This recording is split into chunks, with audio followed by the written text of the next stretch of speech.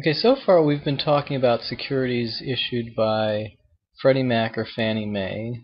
We haven't talked much about Ginnie Mae securities, and we're not really going to. Today we're going to talk about securities that are not issued by these government-backed firms. So these are called private label securities when it's not issued by Freddie, Fannie, or Ginnie. And they're typically issued by very large commercial banks or large investment banks, also known as Wall Street. These securities have no government backing, whereas Freddie and Fannie were always thought to have government backing, and that turned out to be right. And traditionally a less favorable regulatory treatment. So, for example, if a bank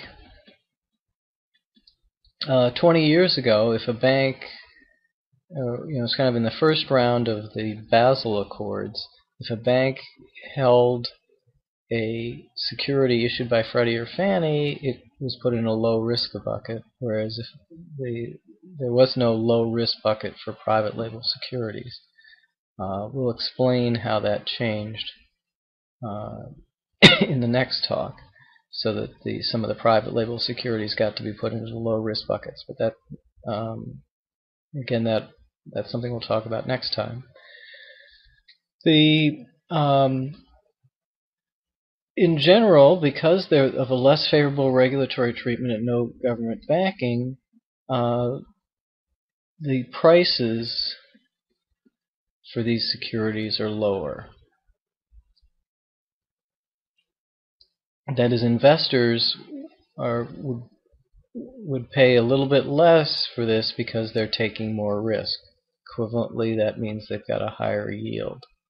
So private label securities have lower prices and higher yields than Freddie or Fannie securities. So what that means is if you originated a prime loan, meaning with investment quality, it meets the Freddie Mac or Fannie Mae standards.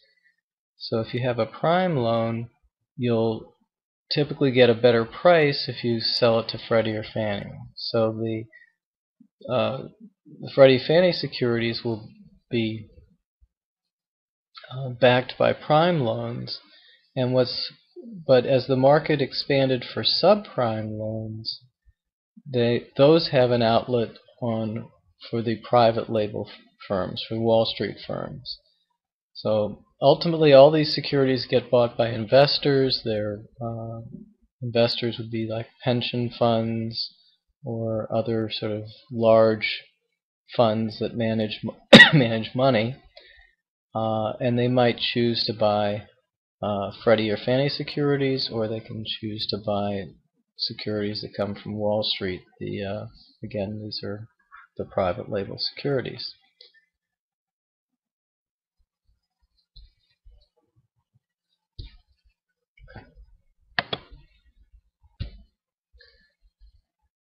Probably the main difference between the private label security and a Freddie Mac Fannie Mae security is that with I'll call those a GSE security, government-sponsored enterprise. With a GSE security, the credit risk is taken by the GSE. That is, from an investor's point of view, mortgage defaults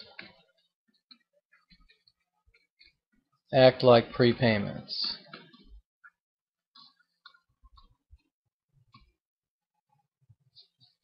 That is, when a default occurs, let's say a mortgage defaults, then it gets pulled from the pool backing a security.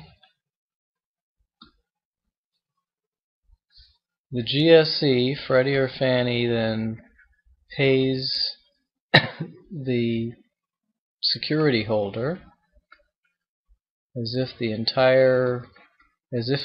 mortgage had prepaid, and then the GSE takes the loss. So there's this credit risk that's being taken by the GSE, not by the investor.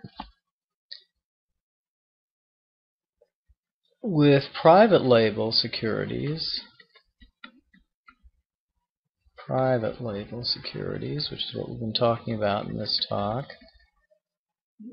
the investors take losses on default. So that's a difference with